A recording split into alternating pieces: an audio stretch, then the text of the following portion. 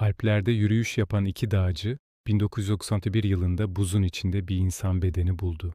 İlk başta yakın zamanda ölmüş bir dağcı zannettiler. Ama gerçek herkesi şaşkına çevirecekti. Bu beden tam 5300 yaşındaydı. Bilim dünyası ona Buz Adam Ötzi adını verdi.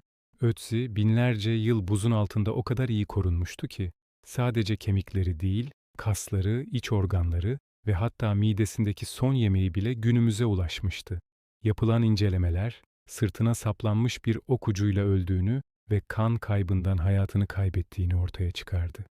Yanında taşıdığı bakır balta ise o dönemde metal kullanımının sanılandan çok daha eskiye dayandığını kanıtladı. Ötzi, sadece bir mumya değil, taş devrinden bize gönderilmiş canlı bir mektup gibi, bize o insanların sadece nasıl yaşadığını değil, nasıl öldüğünü de tüm çıplaklığıyla anlatıyor.